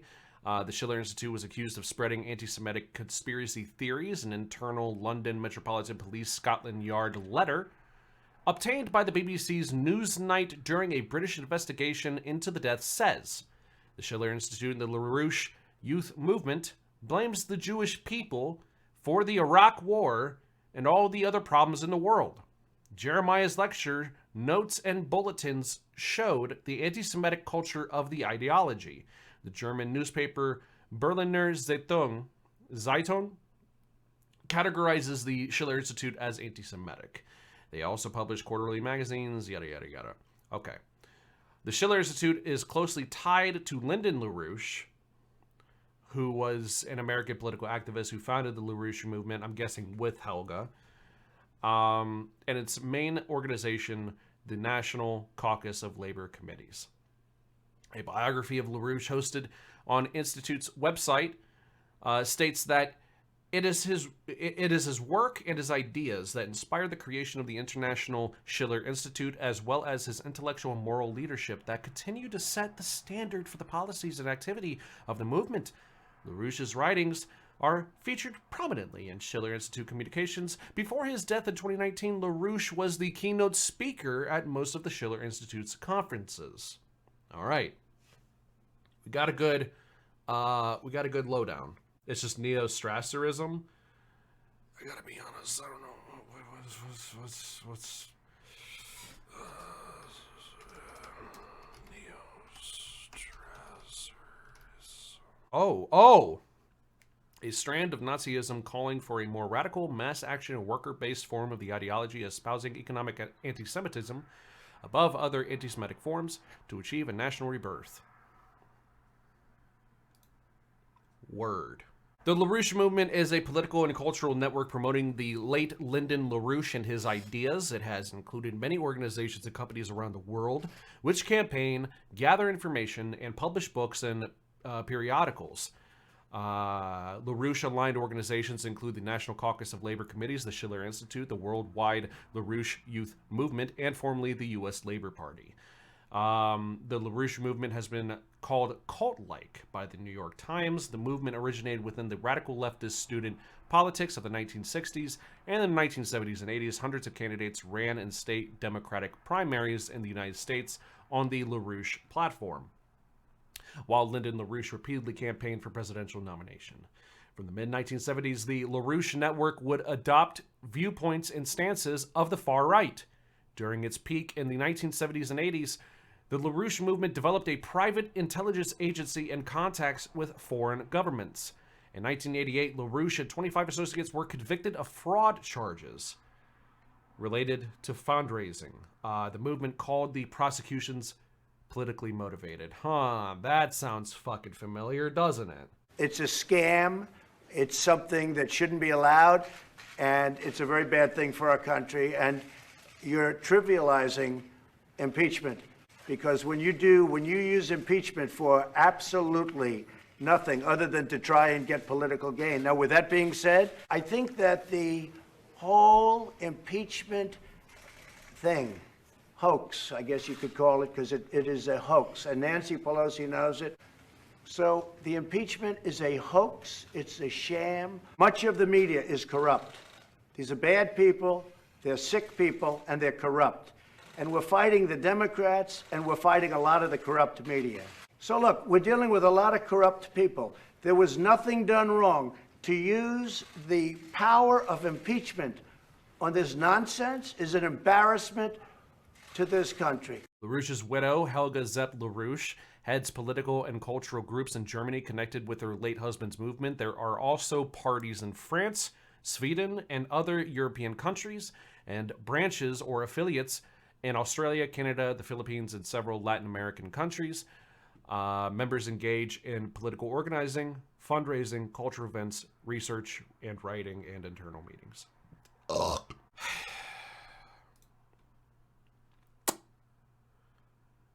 This is something that Pogprog linked me a couple weeks ago, and we should go over it. Mind you, by the way, this is what Jimmy Dore and Jackson Hinkle and Haas of Infrared and all of those within their orbit are associated with. They attended the Schiller Institute conference, or at the very least were invited to it. I don't know if Jimmy Dore went or not. I don't have that conclusive data. They were invited to it with enthusiasm. Described by the current edition of the Encyclopedia Judaica as a notorious anti-Semite, whose international organization is today a major source of masked anti-Semitic theories globally. Lyndon LaRouche continues to be hounded by the unexplained death of Jeremiah Duggan immediately following a LaRoucheite event in Germany. Evidence pertaining to the death of Jeremiah Duggan further suggests that Lyndon LaRouche and his international network, hereinafter referred to as the LaRouche Organization, have repeatedly violated German and European law regarding incitement to racism and extreme right politics. And both German and European Union law, anti-Semitism, extreme politics, and incitement to religious and or racial hatred are illegal. Yet even the brief summary below appears to implicate Mr. LaRouche, a United States citizen, all of these activities, and also significantly the principal arm of his LaRouche organization in Europe, the Schiller Institute, and the global dissemination of neo-fascist propaganda and Holocaust revisionism.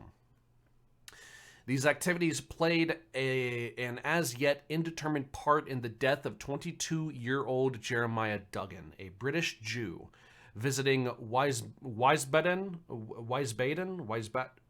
that city. In the early hours of the 27th of March 2003, potentially more direct criminal activities took place on the night of 26th through 7th March, but serious investigation into the tragic death of the Parisian-based student has not been undertaken. Furthermore, the investigation and handling of Mr. Duggan's wrongful death have been truncated? I'm sorry. Shortened in duration or extent. Okay, word. I wonder if Majority Report or TYT or any other leftist outlets are going to cover this like you are. I feel like we're ahead of the curve on this subject. I feel like this is definitely something that I haven't seen personally, and that should be talked about for sure. The investigation and handling of Mr. Duggan's wrongful death have been truncated, insufficient, and riddled with mistakes. 5 years after Jeremiah Duggan's death, fundamental questions remain unanswered, despite worldwide media coverage and international calls for an inquiry into his death. His family continues to be denied justice, while the LaRouche organization continues to operate with impunity. In demanding a full and fearless investigation into the wide-ranging circumstances surrounding Mr. Duggan's death, this overview covers the following 2 points. Characterization of the LaRouche and LaRouche organization as a neo-fascist political movement, the role of the Schiller Institute in disseminating Holocaust revisionism, essentially coded anti-Semitic Holocaust denial, incitement to racial hatred, and radical right propaganda more broadly. Remember, okay? These are the people that went.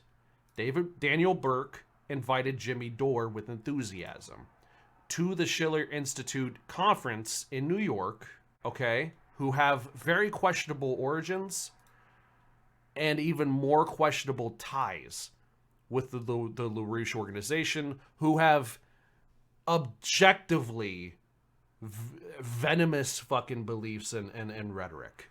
Haas from Infrared, Jackson Hinkle, Jimmy Dore, all these people.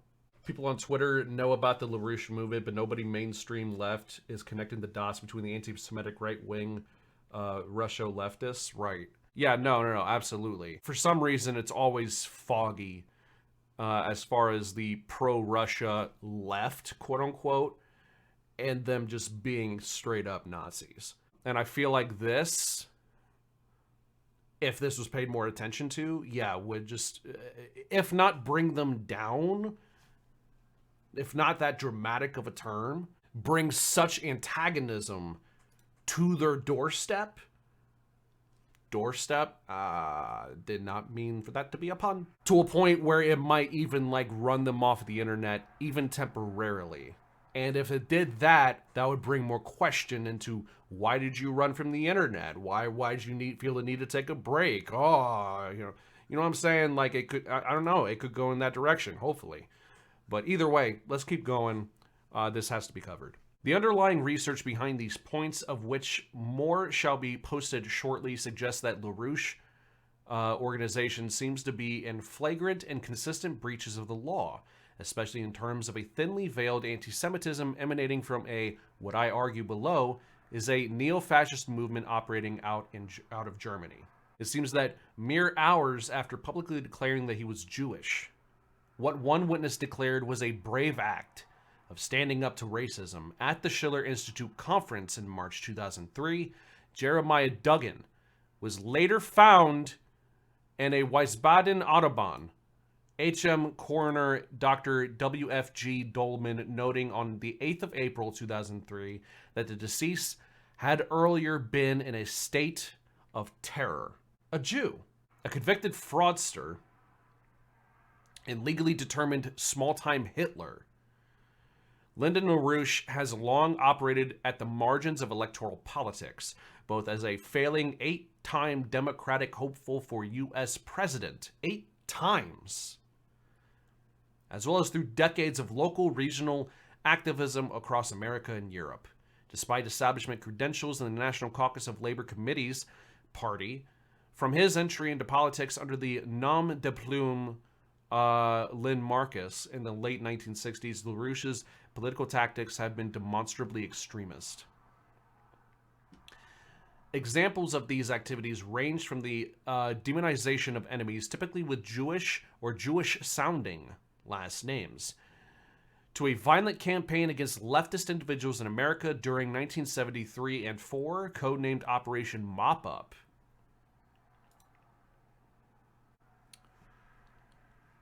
I'm going to say that again. A violent campaign against leftist individuals in America during the early 70s, codenamed Operation Mop Up. It sounds like, pretty similarly, to the whole fraud squad narrative, doesn't it? Over the 1970s, as LaRouche's political empire begins to grow, so too did his anti-Semitism and cultic hold over his followers. Defamatory attacks were launched against a wide range of targets, as with the following example from 1978, a year of increased contact with Willis Carto, notorious anti-Semite and founder of the Institute of Historical Review. Quote, true about 1.5 million. Hang on, you know what? I'm gonna zoom this in a little bit. Willis Carto, I guess, said this. True, about 1.5 million Jews did die as a result of the Nazi policy of labor-intensive appropriate technology for the employment of inferior races. A small fraction of the tens of millions of others, especially Slavs, who were murdered in the same way Jewish refugee Felix Rohatyn proposes today. Even on a relative scale, what the Nazis did to Jewish victims were mild compared to the virtual extermination of Romani people and the butchery of communists. Oh, Jesus Christ. The point is that Adolf Hitler was put into power largely by the initiative of the Rothschilds, Warburgs, and Oppenheimers. Jesus Christ. Here we go. Here we go. Among other Jewish and non-Jewish financial interests centered in the city of London. The Jews who did die at the hands of Nazism were the victims of fascism, the victims of the Shaktian form of fiscal austerity. The Holocaust, in quotations for some reason, simply proves that the failure of the Nuremberg tribunal to hang Halmer Schacht made the whole proceeding a travesty of justice. The murderers of the 1.5 million or more Jews who died in the Holocaust, for some reason with the quotations again, are any group, Jewish or non-Jewish, which supported then and now the policies advocated by Felix Rohatyn or Milton Friedman. Either you, as a Jew, join with the U.S. Labor Party to stop Rohatyn, Friedman, the Mont Pelerin Society now, or you are implicitly just as guilty of the death of millions of Jews as Adolf Hitler. That is that was a lot. That was a lot of words just to say I hate Jewish people. Wow, that's what he's saying, by the way, before anyone cuts that out of context. Jesus Christ. The above passage is but one reason that already some 20 years ago, the Central Anti-Fascist magazine started labeling LaRouche an ultra-rightist and extremist at the head of a racist movement. Searchlight, June 1988, page 18. May 1988, page 14. Yet the LaRouche organization actually may be better characterized as a neo-fascist movement led by LaRouche's ideology, defined by Chip Berlet as reinvented fascism. So they're lowering the number for some reason too. That's odd. Yeah. Well, and see, that's the thing. I've said this before, and I'll say it again when it comes down to far rightists. the best way to tell the best lie is to tell some truth, okay? Oh yeah, Jewish people died, and so there was a lot of them actually, but it wasn't as many as, you know, the liberal media wants to tell you, you know. See what they're doing there? But yeah, they're doing the thing. They're doing the thing, you know.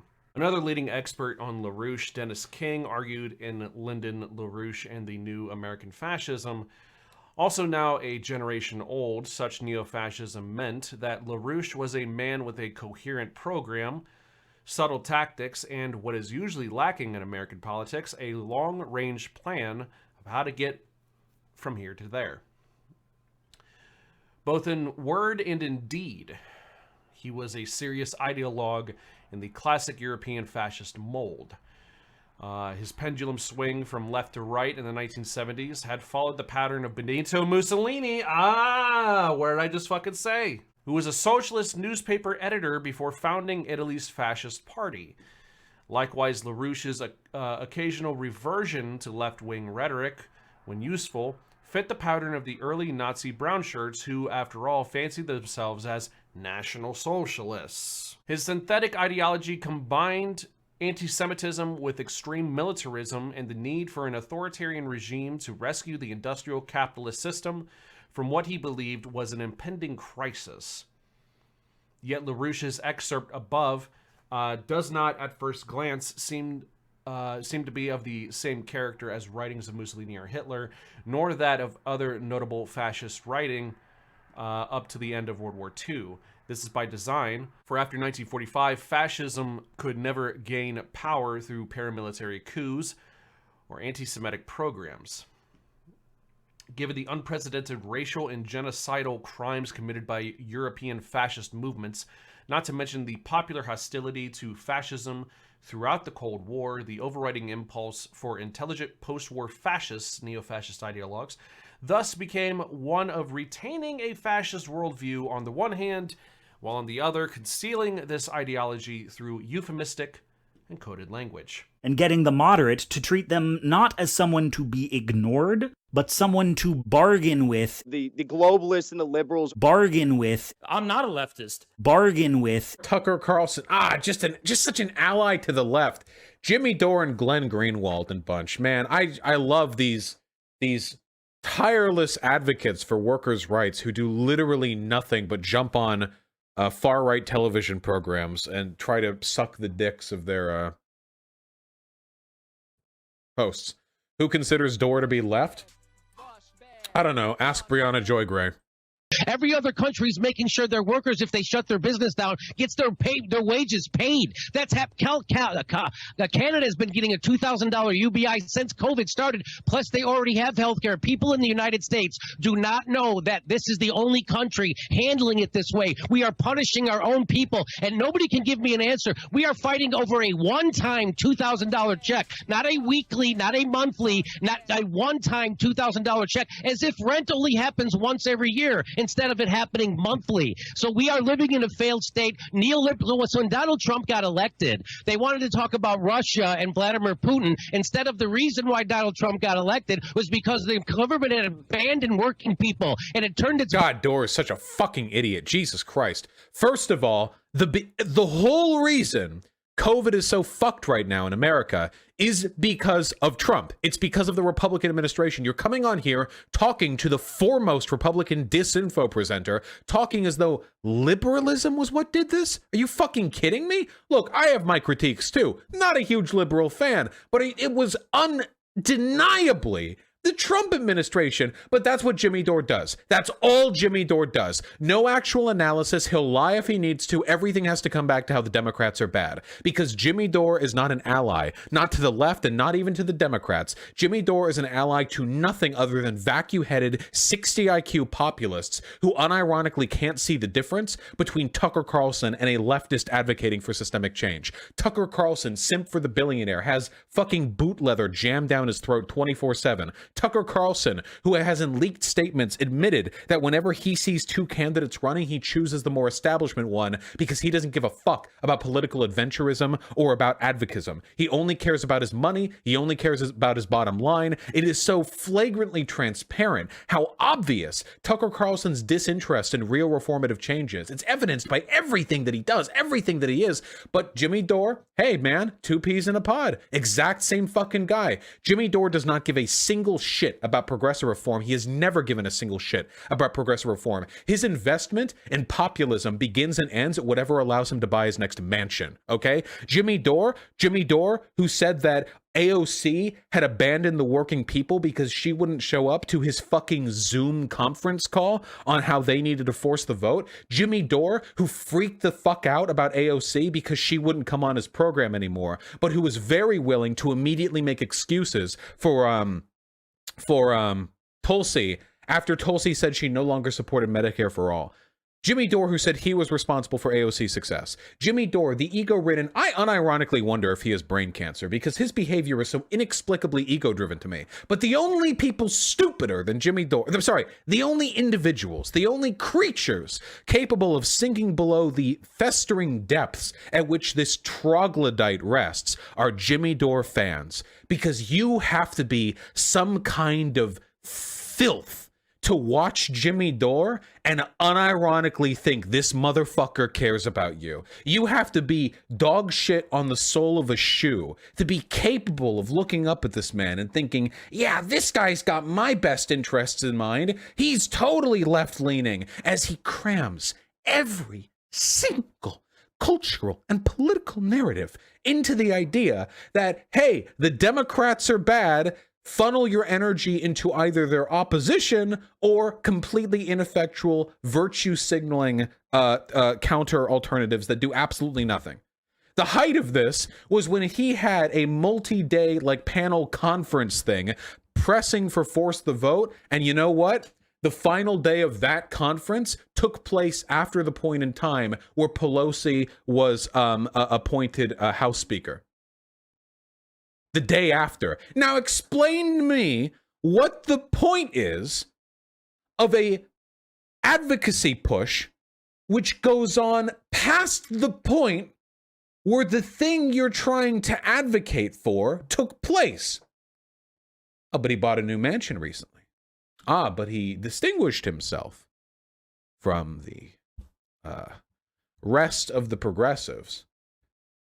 Jimmy Dore, a man so passionate about progressivism that he'll call Alexandria Ocasio-Cortez a piece of shit, a traitor, a liar. Judas for disagreeing over strategy, even when Jimmy Dore admits that his strategy wouldn't work, but likes Tucker Carlson, an ally of the left. I never met Donald Trump before he was elected. He asked me if vaccines weren't a bad thing because he was considering a commission to look into ill effects of vaccines. So Trump was considering setting up a commission to look into the effects of vaccines. Why would you be against that? I said, no, that's a dead end. That would be a bad thing. Don't do that. That would be a dead end. That would be if it would be a dead end, why do you give a shit?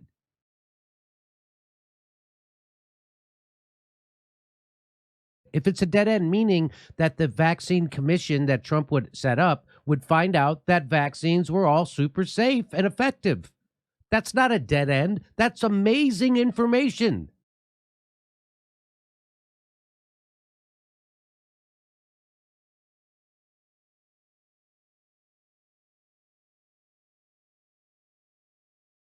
That would be amazing information that would probably go a long way to stopping vaccine hesitancy.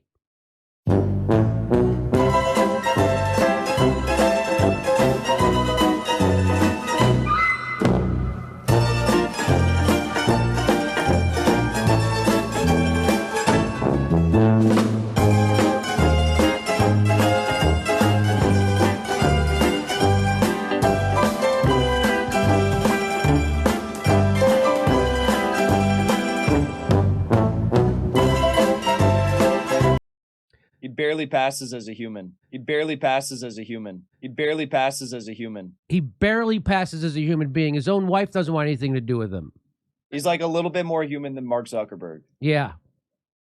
Maybe. Dog whistles. Both of these points can be easily obtained through scholarly studies of fascism. For example, Roger Griffin's Fascism Reader defines fascism as a genus of political ideology whose mythic core and its various permutations is a palingenetic form of populist ultranationalism. Palingenetic, by the way, meaning like a divine rebirth. So a divine rebirth form of populist ultranationalism. Later in this book, a passage from a leading neo-fascist ideologue, Maurice Bardesh, demonstrates the significance of distinguishing fascist ideology from unpopular characteristics, saying, "The single party, the secret police, the public displays of Caesarism, even the presence of a Führer, are not necessarily attributes of fascism, let alone the reactionary thrust of political alliances. The famous fascist methods are constantly revised and will continue to be revised. More important than the mechanism is the idea which fascism has created for itself of man and freedom. With another name, another face, and with nothing which betrays the projection from the past, with the form of a child we do not recognize and the head of a young Medusa, the order of Sparta will be reborn, and paradoxically it will without doubt be the bastion of freedom and the sweetness of living." Fascism, edited by Roger Griffin, 1995. As Dennis King has shown, Lyndon LaRouche phrased this necessity even more bluntly in 1978. It is not necessary to wear a brown shirt to be a fascist. It is not necessary to wear swastika to be a fascist. It is not necessary to call oneself a fascist to be one. It is simply necessary to be one. Wolves must appear to be sheep for this strategy to succeed. Interestingly, a recent leaded morning briefing finds LaRouche stating that, "I'm a free spirit. I say what I think needs to be said. I don't worry about who hears it. The more the merrier. I consider myself accountable for whatever I say. I am pleased to be accountable for what I say, not ashamed for anything." If this is indeed the case, LaRouche must then stand by the above statements. This would seem to rather end much of the debate over his extremism there. LaRouche is perhaps the most ingenious manipulator of hate speech active amongst neo-fascists today. Returning to LaRouche's 1978 passage in New Solidarity, an article entitled "New Pamphlet to Document Cult Origins of Zionism," the following techniques emerge: Holocaust revisionism, reciprocation, calling others fascists and Nazis, metonymy, using individual Jews as shorthand for entire group. Ah, gotcha. The aim of these techniques are threefold. First, it attempts to deny central aspects of the Holocaust, to marginalize suffering, revitalize guilt, question facts, and shift blame away from the perpetrators of the final solution. This is perhaps the most pervasive form of anti-Semitism in the world today. Second, it attempts to sanitize fascism by referring to one's enemies as Nazis, fascists, mass murderers, and so on. Fascism's crimes are at once minimized and applied to perceived enemies. Third, using individual Jews as anti-Semitic language. Reference to Rohadin and Friedman above, therefore, as a metonymy for Jews generally. Thus, anti-Semites deliberately disguise their attacks. This is the Soros shit. This is what they do with the George Soros shit. Thus, anti-Semites deliberately disguise their attacks on Judaism by singling out bad Jews, quote unquote, wealthy or powerful individuals, political supporters of Zionism, and of course anything related to Israel, which is ironic because so many anti-Semitic, vaguely or outright conservatives love Israel, but it's not for the sake of the Jew. It's not for the sake of Israel itself being a safe haven for Jewish people to escape from any form or any chance of oppression, right? It's to fulfill their own weird death cult end times, fucking use them as a sacrificial lamb to get their chance into heaven for the rapture, whatever the fuck. It's just, It's just, it's death cult shit. A number of other features are added to this conspiracy theory, derived from classic American fascist texts,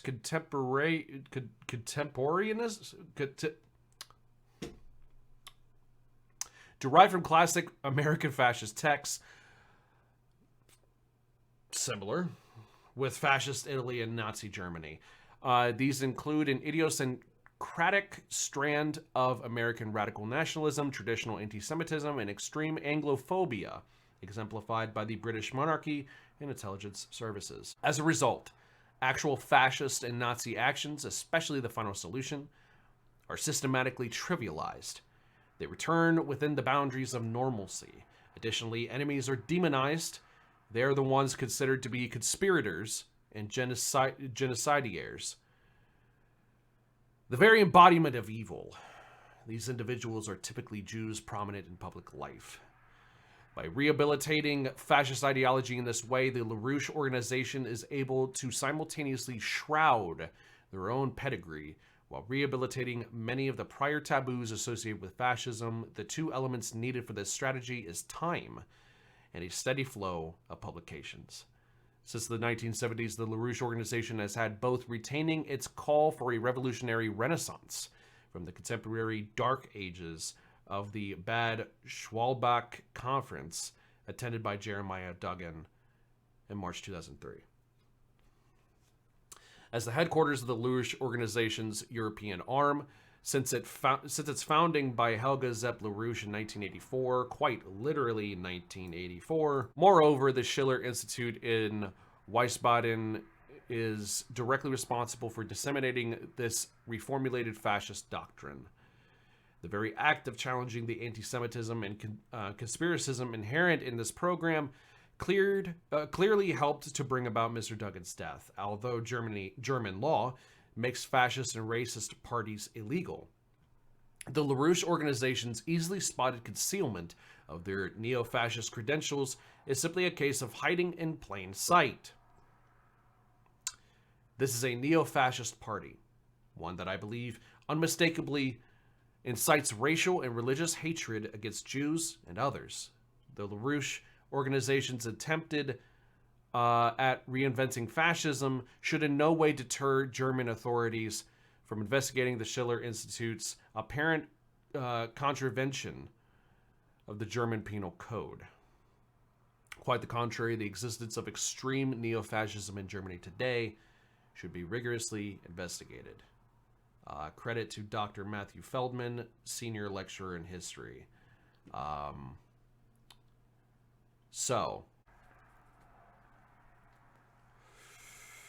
The Schiller Institute and the LaRouche movement / organization and their very sussy fucking ties to the death of an outspoken Jewish student in Paris, or from Paris.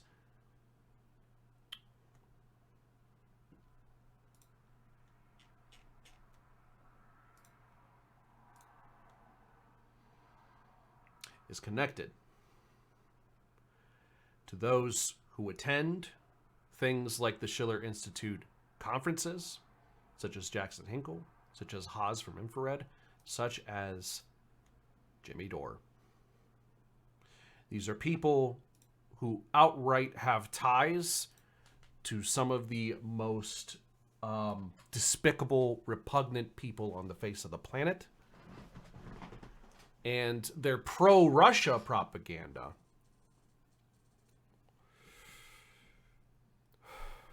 has made it very clear that these people either are stupid, useful idiots for a larger apparatus of anti-Semitism and neo-fascism, or they know what they're doing, which is worse. They know what they're doing is the other option. And if they know what they're doing, then they know the types of people they are associated with, the types of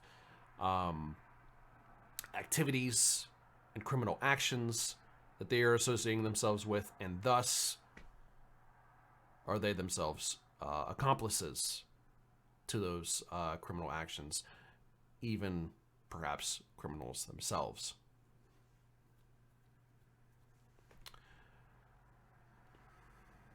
So, Jimmy Dore, by the way, if you'd like to have a debate sometime, I would love to bring all this up to you and get your take on this. Tell me how you justify your connection with these fucking creatures. We have crossed the line, Tucker, and it's so interesting that, anyone in the media today would be saying that they liked what Joe Biden said in that speech because it was a dictator-inspired speech. Not only that, but it seems like a lot of the practices and the actions that the Biden administration is employing in the United States right now that were reflected in that speech are very closely aligned with what the dictator Zelensky is doing in Ukraine. Joe Biden is plunging us into a fascist state, and he is taking cues from what Zelensky is doing in Ukraine to manufacture this dystopian state and this dystopian reality in America. And there's no real surprise for me there, because at the end of the day, Volodymyr Zelensky, the president of Ukraine, and Joe Biden are controlled by the same exact people. They're controlled by individuals like George Soros and controlled by people like Klaus Schwab at the World Economic Forum, and they're going to do whatever they want. To put it quite simply, Zelensky is using the intelligence community in Ukraine and the Nazi Azov thugs in Ukraine to silence freedom-loving Ukrainians. Joe Biden in the United States, though he can't remember what he had for breakfast this morning or who his wife is, his handlers and his cronies are prepping the CIA, the FBI, Antifa, the IRS, and now Ministry of Truth to attack freedom-loving Americans. It's all Biden. It's all neoliberalism. It's all globalism. But he doesn't know how politics work. I legitimately do not think that he understands. Oh, we have a dumb fucking chat. Good. Somebody to vent my antagonism out. Aaron Primick. I vehemently disagree with your stance on Jimmy Dore, Vaush. Whatever happened to holding politicians' feet to the fire? That's not holding politicians' feet to the fire, you fucking moron. I'm sorry. I'm tired of taking these claims seriously. First of all, if you actually look at any of the behind-the-scenes discourse on the Force the Vote types, they admit that they know there's absolutely no potential that Force the Vote would have actually gotten Medicare for All even tabled. Like, not even put out there, They knew it. They admitted it was a virtue signal to condemn the people who said they'd support it but actually don't support it, which is meaningless. You want to talk about holding people's feet to the fire, but then you advocate for the most meaningless virtue signal in the fucking history of political advocacy from progressives in this country, okay? Second of all, you're not holding anybody's feet to the fire if your plan is stupid, okay? If Jimmy Dore came on there drooling, as always, frothing into his microphone like the fucking simian that he is, screaming that AOC betrayed her campaign promises by not eating pigeon shit, by not licking pigeon shit off the railings outside the fucking steps of the Congressional building, the Capitol building, do you think that, she's like, no, I'm not going to do that, actually. And Jimmy Dore fans, why won't you? You said you would. You said you would follow the will of the people. The will of the people is that you eat pigeon shit. And then people like you run about screaming that she's not doing her due diligence. What? AOC's job is not to kowtow to whatever dumb fuck grifty scheme loser YouTubers like Jimmy Dore have in their heads at any given point in time. Her job is to make the country better, which she does in large part because she's smarter than you.